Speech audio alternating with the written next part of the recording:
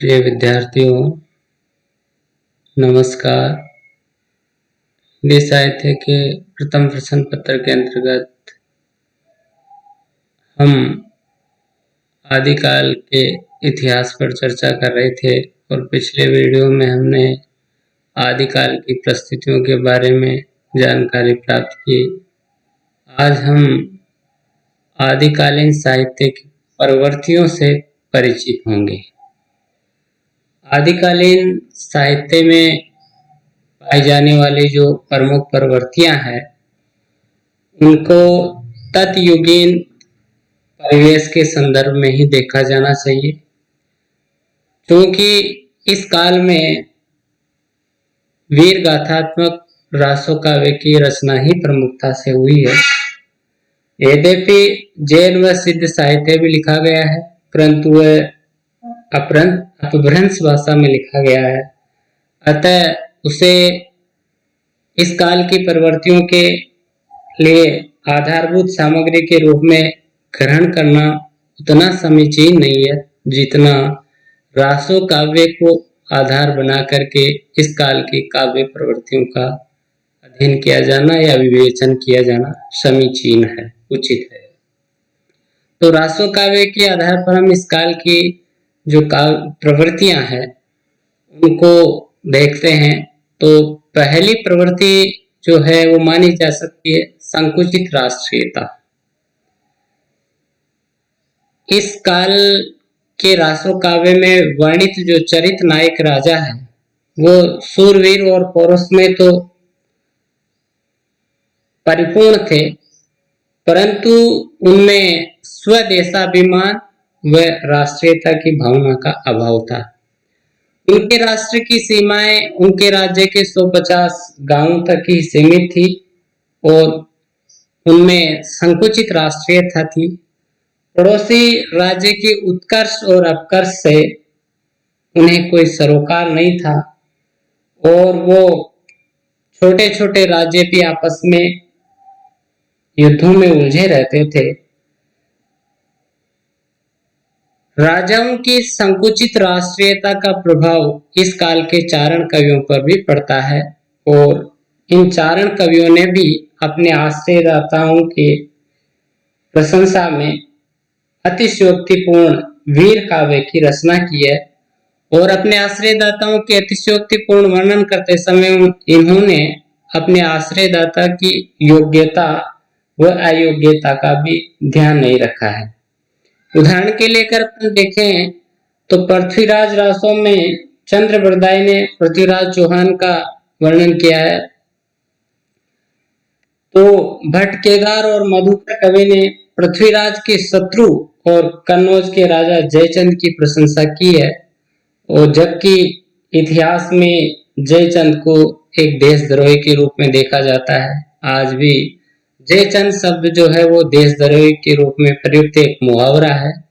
तो इन कवियों ने राष्ट्रीय भावना से प्रेरित काव्य नहीं लिखा। इनका जो काव्य है वो संकुचित राष्ट्रीयता से प्रेरित है और अपने आश्रयदाता की संकुचित राष्ट्रीयता का प्रभावी इस युग के काव्य पर देखने को मिलता है।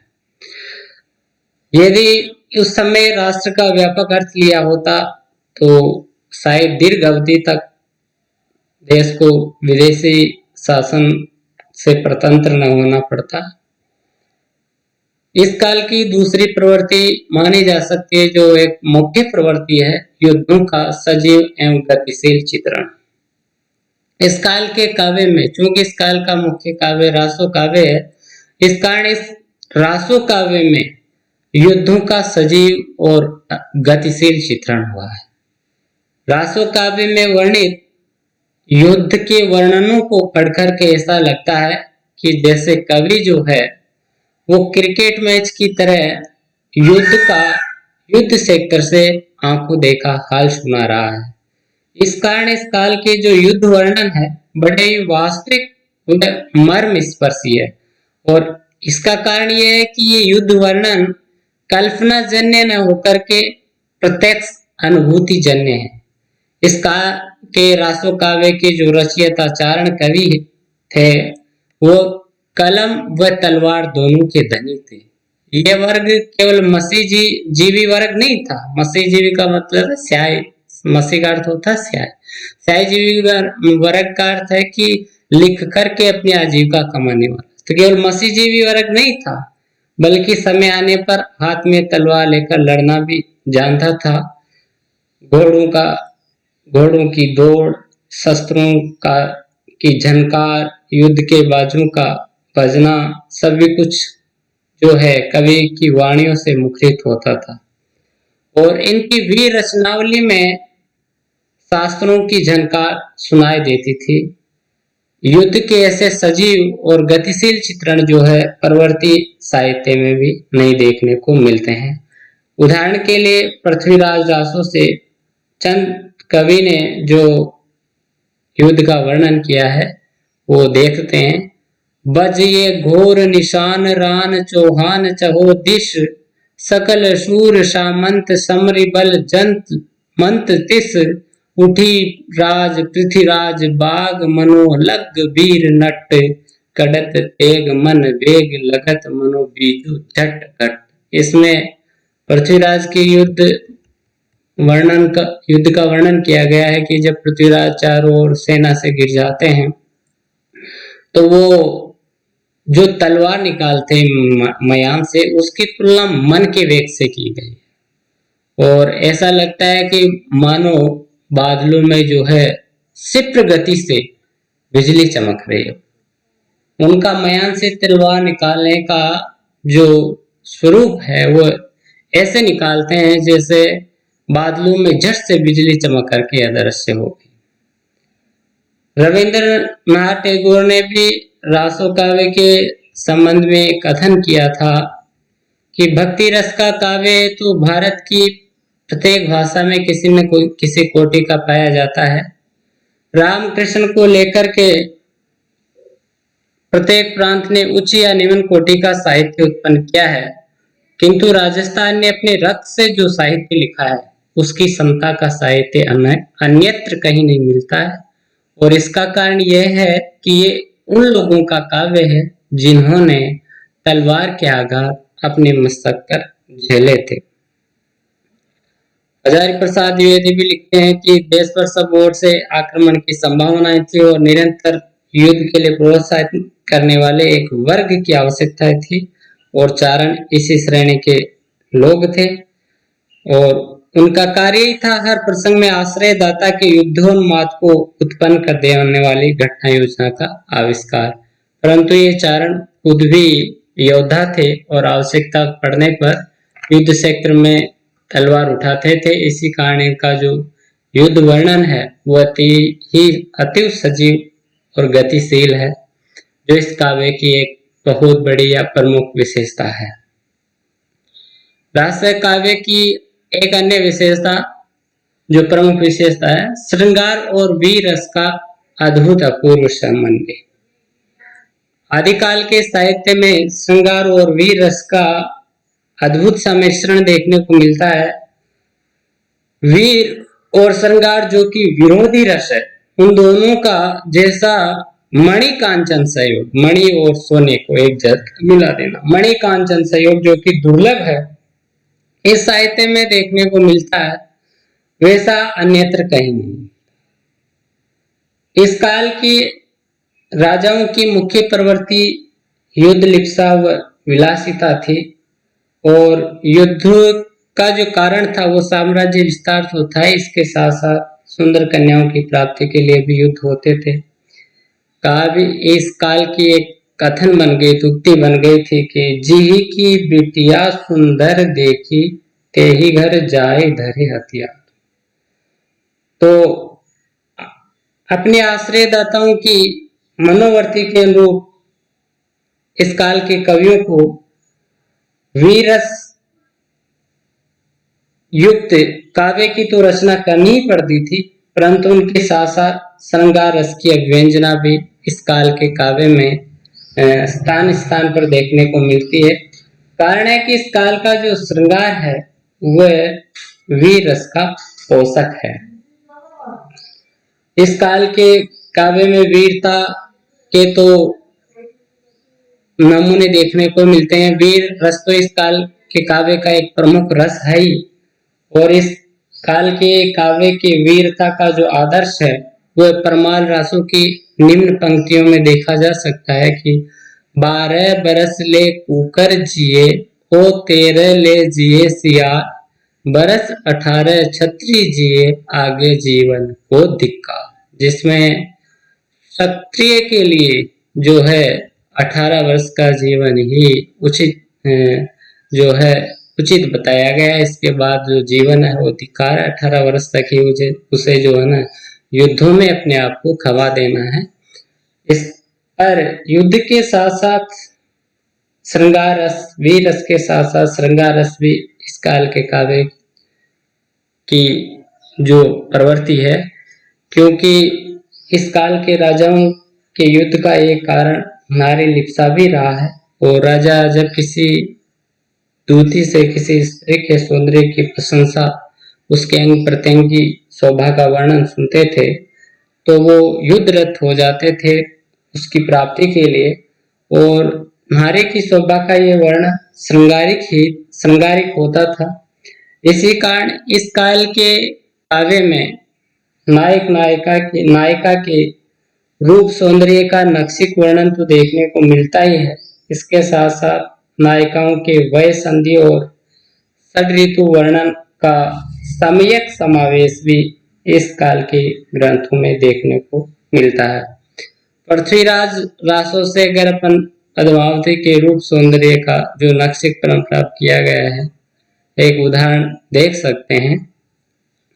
मनहु कला शशिभान कला 16 सो बनिए, बाल वेश शशिता समीप अमृत रस पिन्निए, विगसी कमल श्रृग भ्रमर नैन खंजन मृग लुटिए, हीर कीर अरु बिंब मोती नक्सिक ऐ घुटिए, छपती गयंद हरिहंस गति विह बनाई संचय संचय, पद्मिनी रूप पद्मावतिये मनहु काम कामिनी रची। इसमें पद्मावती के रूप सौंदर्य का वर्णन करते हुए कवि लिखता है कि वो मानो चंद्रमा की एक साक्षात कला हो, और चंद्रमा की 16 कलाओं से इसे बनाया गया हो, और चंद्रमा ने उसके समीप आकर के अमृत रस का पान किया हो, और उसके केसों की जो श्यामलता है वो भ्रमरों को भी लज्जित करने वाली है। उसके नेत्रों की चपलता खंजन को और भोला नेत्रों का भोलापन मृगों को, हिरणों को भी लूट लेता है, पराजित कर देता है। और उसकी दंत पंक्ति जो है वो हीरे के समान है, नासिका तोते की चोंच के समान है, अधर जो है वो बिंब फल दाड़िम के फल के समान है, और वह उसकी जो गति है वह सिंह, हंस और हाथी को भी लज्जित करने वाली है, मानो विधाता ने उसे सांचे में ढाल करके बनाया हो। और वो एक तरह से काम की पत्नी हो, कामिनी हो, कामिनी के समान उसके रूप सौंदर्य का वर्णन किया। ये एक तरह से रूप सौंदर्य का वर्णन है नायिका का जो संयोग श्रृंगार के अंतर्गत आता है। संयोग के साथ साथ वियोग श्रृंगार का जो चित्रण है वो भी इस काल के साहित्य में देखने को मिलता है। जैसे कुमार रासों से ये पंक्तियां, पीऊ चित्तोड़ न आवयूं सावन पहली तीज, जो वे बाट बिरहनी खिन खिन आवे खीस, जिसमें नायिका के विरह वियोगिनी दशा का चित्रण किया गया है। तो वीर और श्रृंगार रस का जो अद्भुत सम्मिश्रण है, मणि कांचन दुर्लभ संयोग है, वो इस काल के काव्य में हमें देखने को मिलता है। क्योंकि इस काल की जो स्त्रियां थी वे वीर पति और पुत्र को प्राप्त करना अपना सौभाग्य समझती थी, और अगर पति या पुत्र युद्ध क्षेत्र में कायरता दिखाता तो अपने आप को लज्जित महसूस करती थी। जैसे भला हुआ जू मारिया बहिनू मारा कंठ, लज्जे तो वैसे जे भग्गा ग्रहण। अगली विशेषता इस काल की काव्य प्रवृत्ति ऐतिहासिक असंगतियां। इस काल के वीर रासव ग्रंथों के चरित्र नायक तो इतिहास प्रसिद्ध राजा है, परंतु इन काव्य ग्रंथों में ऐतिहासिक तथ्यों की उपेक्षा की गई है। इतिहास की अपेक्षा इन ग्रंथों में कल्पना की अधिकता है और इसी कारण इन ग्रंथों में जो वर्णित घटनाएं हैं, तिथियां हैं, वह संवत है, वो इतिहास से मेल नहीं खाते हैं। वस्तुतः कारण यह है कि आश्रयदाता चारण कवि जो है ना, आश्रयदाताओं को खुश करने के लिए चारण कवियों ने घटनाओं में अपनी रुचि और आवश्यकता के अनुसार समय समय पर परिवर्तन किया है, जिससे ऐतिहासिक जो तथ्य है उनकी उपेक्षा हुई है और उनसे असंगतियां उत्पन्न हो गई है। जैसे पृथ्वीराज रासो की बात करें तो पृथ्वीराज रासो में पृथ्वीराज की वीरता का अतिशयोक्तिपूर्ण वर्णन करने के लिए कवि ने पृथ्वीराज को उन राजाओं का भी विजय बताया है जो उनसे कई शताब्दी पूर्व या पश्चात पैदा हुए थे। अगली विशेषता प्रकृति चित्रण। इस काल के काव्य में प्रकृति का चित्रण आलम्बन व उद्दीपन दोनों ही रूपों में देखने को मिलता है। यद्यपि उद्दीपन रूप में चित्रण अधिक हुआ है। युद्ध क्षेत्र में जब सेना प्रयाण करती थी तो सेना का प्रयाण के समय रास्ते में पड़ने वाले जो नगर है, नदी है, पर्वत है, उन सभी का वर्णन बहुत ही सुंदर ढंग से इस काल के काव्य में देखने को मिलता है। कई कई प्रकृति चित्रण में कवियों ने वस्तुओं के नाम गिनाए हैं, तो वो नाम परिगणन शैली का भी प्रयोग हुआ है, जिससे नीरसता आ गई है काव्य में।